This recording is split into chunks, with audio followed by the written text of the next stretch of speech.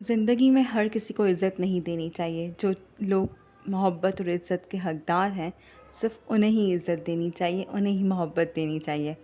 अस्सलाम वालेकुम, कैसे हैं आप सब लोग? आई होप आप सब लोग ठीक होंगे, खैरियत से होंगे। Welcome to the my channel Mariyam का जहां। आज मौसम बहुत ही ज़्यादा अच्छा था। पूरे काले-काले बादल आए हुए थे और ऐसा लग रहा था कि बस अभी बारिश आएगी। ठंडी हवाएँ चल रही थी, मज़े का मौसम हो रहा था। बट हमारी कराची में तो बारिश का नाम ही नहीं है, बारिश तो आती ही नहीं है। इंतज़ार कर लो, मौसम फुल बन रहा होता है कि बस अब बारिश आएगी और हम फुल एंजॉय करेंगे। बस फिर वो बादल बाय बाय हो जाते हैं और हम इंतज़ार ही करते रहते हैं। मैंने कल एक पोस्ट पढ़ी थी कि 2 करोड़ पाकिस्तानी मैन जो आदमी हैं वो दूसरी शादी का इंतज़ार कर रहे हैं।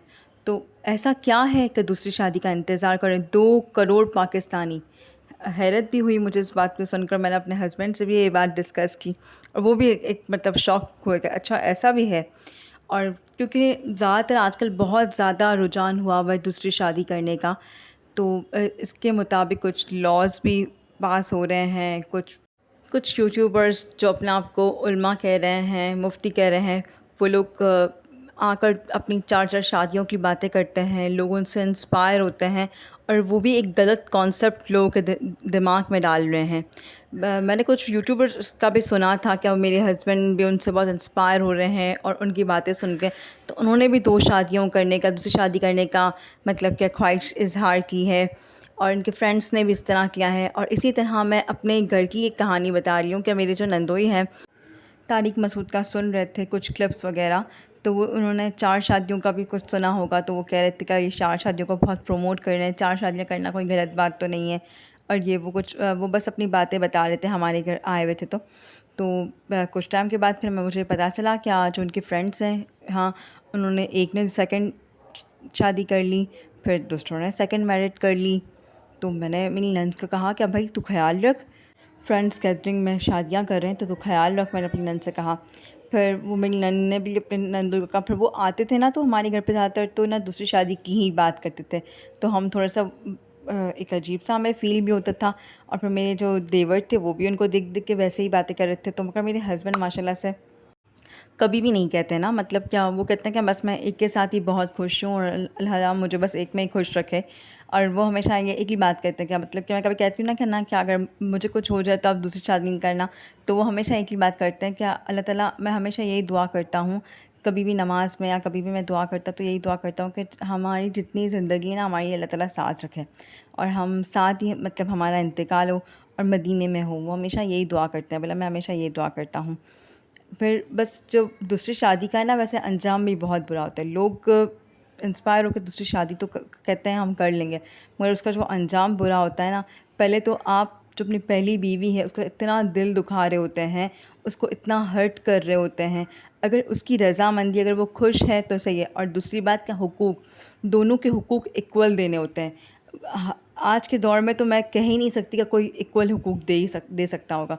अगर दोनों को इक्वल हुकूक देना तो फिर आप कर सकते हो, वरना तो कितना गुनाह है एक का दिल दुखाना। एक और दिल दुखाना तो दुखाना की बात है, इसके साथ ही अगर एक जलसी फैक्टर हो जाता है, लड़ाई झगड़े और भी चीज़ें में शुमार हो जाते हैं, हसद जलन, तो इस वजह से भी कितना कुछ, तो सब कुछ गुनाह आप पे आएगा ना कि भाई आपकी वजह से ही सब कुछ ये हो रहा है, आप दोनों को सही लेके भी नहीं चले हो।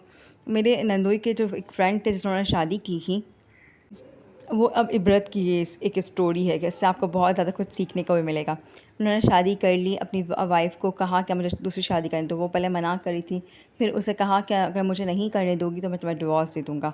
तो और उसने अपने फिर वो लड़की ने अपने फ़ादर से जाके बात करी कि ना अब्बू है ना, क्या मैं वो आपके घर पे आके रह जाऊँ। तो उनके फ़ादर इतना मतलब अफ़ोर्ड नहीं कर सकते। तो उन्होंने कहा कि तुम्हारे बच्चे पूरा दिन एसी में बैठते हैं और मैं ये अफ़ोर्ड नहीं कर सकता, ना उनके खर्चे वर्चे नहीं अफ़ोर्ड कर सकता। मतलब वो लड़की माशाल्लाह, उसके हस्बैंड बहुत ज़्यादा पैसे वाले थे, बहुत ज़्यादा ना, तो बोला मैं ये सब कुछ अफ़ोर्ड नहीं कर सकता हूँ। तो वो लड़की बहुत ज़्यादा डिसहार्ट हुई और फिर उसने अपने हस्बैंड को दूसरी शादी करने की इजाज़त दे दी। दूसरी शादी करने की तो इजाज़त दे दी, दूसरी शादी भी कर ली। फिर उसने क्या कहा कि अब समझदारी यही होगी कि मैं अपना बिहेवियर उस दूसरी वाली के साथ अच्छा रखूँ तो मेरे हस्बैंड भी मुझसे अच्छा रखेंगे और मेरे बच्चों से भी।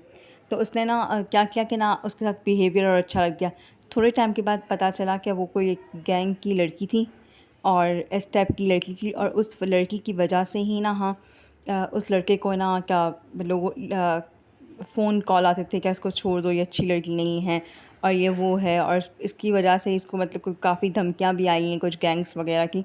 फिर उसे पता चला तो फिर उसने वो लड़की को ना क्या छोड़ दिया, और उससे एक बेटी भी थी उसकी, और छोड़ दिया। तो सही मतलब वो लड़की सही फ़ील्ड में नहीं थी, वो गलत फ़ील्ड में थी, जो दूसरी उसकी वाइफ़ थी। और वो बस उसके बस कहते हैं ना कि कोई लड़की पसंद आ जाती है और उसके चक्कर में लग जाता है, दूसरी शादी करनी होती है तो। मगर फिर भी ऐसे लोगों को ना नसीहत नहीं हासिल होती, दूसरी बीवी को छोड़ दिया, फिर अब पहली बीवी वो बच्ची को भी संभाल रही है, सब कुछ कर रही है। पहली बीवी कहती है कि मैंने सब्र किया ना तो मुझे शायद अल्लाह ताला ने इसका फल दिया है। और बोला दूसरी बीवी बहुत ज़्यादा कंट्रोवर्सिंग थी और अजीब सी थी वो। और इसके बाद भी उनके हस्बैंड ना अभी तक नसीहत हासिल नहीं कर रहे हैं, अभी भी कह रहे हैं मैं तीसरी शादी भी करूँगा। अल्लाह ही हिदायत दे ऐसे लोगों को तो। आई होप आप लोग को कुछ समझ आया होगा इससे, और जो लोग जो दूसरी शादी के चक्कर में पड़े हुए हैं वो कुछ सीखे भी। अगर आप इतना अफोर्ड कर सकते हैं, आप दोनों का ख्याल बिल्कुल रख सकते हैं, दोनों का टाइम मैनेज कर सकते हैं हर कुछ, और आपकी पहली बीवी भी अगर आपसे राज़ी है तो फिर आप दूसरी शादी कर लें, कोई हर्ज नहीं है।